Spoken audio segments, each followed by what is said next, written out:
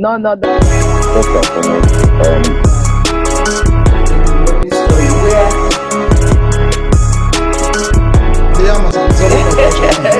You're welcome. We'll be checking Some learned friends of ours that Amen. The public secretary of the PDP River. Good day, Nigeria. Welcome to the Crystal Bean Podcast on your Bean TV, where we break down the biggest news for your pocket and your peace. I'm your host, Christy Obi Ndukwe. We're going to be talking about a trending story, and what is that?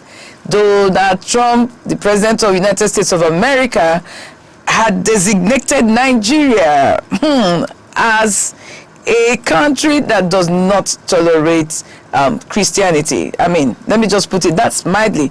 But let's look at what he said in his tweet. He says, Christianity is facing an existential threat in Nigeria. Thousands of Christians are being killed. Radical Islamists are responsible for this mass slaughter. I'm hereby making Nigeria a country of particular concern, CPC for short. But that is the least of it. When Christians or any such group is slaughtered, like is happening in Nigeria, 3,100 versus 4,476 worldwide, something must be done. I am asking Congressman Riley Moore, together with Chairman Tom Cole and the House Appropriations Committee, to immediately look into this matter and report back to me. The United States cannot stand by while such atrocities are happening in Nigeria and numerous other countries. Well, we stand ready, willing, and able to save our great Christian population around the world. Signed, Donald J. Trump, President of the United States of America. Well, this headline has sent shock waves from Abuja to Washington. America don't put Nigeria for bad book again. This is the second time. You know, when Donald Trump was president the first time, it happened. When Biden came, he delisted Nigeria. Now Trump is back. United States President Donald Trump just announced that Nigeria is now a country of particular concern. A diplomatic blacklist reserved for the world's worst offenders. So the question is, why are they labeling us this way? And what does this CPC tag mean in plain English? In the next few minutes, we'll cut through the political noise and tell you exactly what the US is saying about our country.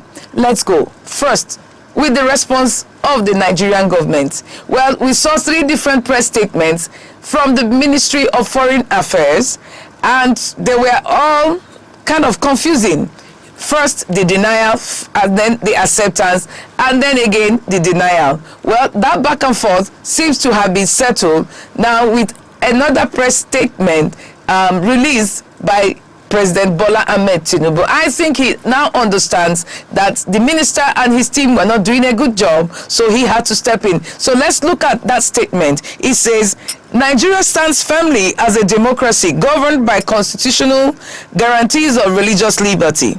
Since 2023, our administration has maintained an open and active engagement with Christian and Muslim leaders alike and continues to address security challenges which affect citizens across faiths and regions. The characterization of Nigeria as religiously intolerant does not reflect our national reality, nor does it take into consideration the consistent and sincere efforts of the government to safeguard freedom of religion and beliefs for all Nigerians. Religious freedom and tolerance have been a core tenet of our collective identity and shall always remain so. Nigeria opposes religious persecution and does not encourage it. Nigeria is a country with constitutional guarantees to protect citizens of all faiths. Our administration is committed to working with the United States government and the international community to deepen understanding and cooperation on protection of communities of all faiths. Bola Ahmed Tinubu, President of the Federal Republic of Nigeria. Okay, so let's break it down. To be clear, the US is saying our government is either carrying out religious persecution or allowing killers like Boko Haram, Fulani militias to operate without punishment. They are calling out the injustice, not just the insecurity. That is the summary of the claim. Don't forget, this whole thing started with Senator Ted Cruz also making the same and moving for a bill, to be passed in line with this. Now, this is a big problem. But the biggest question remains, what will this blacklist cost us? Will we lose the weapons we need to fight terrorists? Will foreign investors pull out? That's what we're going to break down in this episode. The price of the blacklist, how sanctions will hurt our pocket and security. So many don't know this. Just hold on, because I'm going to take you through that journey to understand what the implications of that tag of a country of particular concern actually entails. A quick reminder, Nigeria is back on the US blacklist for religious freedom, the country of particular concern, CPC. Today, we're going to discuss the money and military support we stand to lose. This is where political talk meets the everyday reality for Nigerians. This CPC tag opens the door to sanctions, which are simply punishments for your wallet and your power. We'll look at the billions in aid and the critical weapons that could be cut off, and what that means for security in the north and investment in the south. This is a crucial one, just as I take you through. We're going to be looking at something, and I put it out here. The issue of genocide against Christians in northern Nigeria by Islamic extremists is no make-up story. Let's get that clear. That's the truth of the matter. The solution here now, for me, is to admit it and state that it's been moved from Christians to Muslims who do not believe in religious extremism. Donald Trump and the Western intelligence, of course, have more information, even more than our own intelligence. Are you in doubt? We need help to fight this insurgency, targeting Christian communities in the north, as well as the extended liberal Muslim communities who are not left out in these attacks.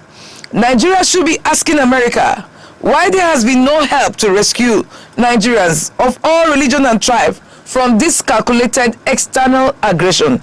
We don't need to live in denial of what we all know is the truth for almost 2 decades. I'm only surprised that it took this long for Trump to intervene. This does not stop with classifying Nigeria as a country of particular concern, CPC, and imposing sanctions that may also affect the same victims who ought to be protected. Well, as for the Minister of Foreign Affairs, this is a litmus test for his appointment into such a sensitive position. Time for the National Assembly to ensure that ministerial nominees are assigned portfolios before screening and clearance. May Nigeria survive this? This is my thoughts, but I'm still going to take you through to the cost of this new label that America has given to us. Don't go away. Well, for your information, the bottom line is that the consequences of this blacklist are severe. Less money for development, fewer investors, and a cut-off of the weapons and training we need to fight the terrorists. We risk losing our counter-terrorism partnership, the same one that provided us those super Tucano jets, if you remember, the jets that cost Nigeria trillions of dollars. And then the question is, where are those Tucano jets? Why is it that it looks like we are losing the war every day? And don't forget, we are also losing our men, the Nigerian soldiers, the troops who have been on the front line of this war against insurgency. Well, the stakes are too high for the government to simply complain that the US is wrong. They must act. So what exactly is the escape plan? What urgent steps must Abuja take right now to get us off this dangerous list and stop the sanction? What must the Nigerian government do now? Yeah, so while we are still expecting your comments and then your suggestions on what Nigeria must do, we're going to be talking about something, of course, the escape plan. And we said, in our series on the U.S. particular concern CPC designation, we've defined the blacklist and detailed the high cost in money and security. Now we offer the solution, the urgent practical steps the Nigerian government must take to save the situation. It's not about argument, it's not about living in denial, but confronting the issues and getting it sorted out. The US Congress is pushing for targeted sanctions, including visa bans also on officials they see as complicit. The time for denial is over, like I said. The only way out is a decisive action.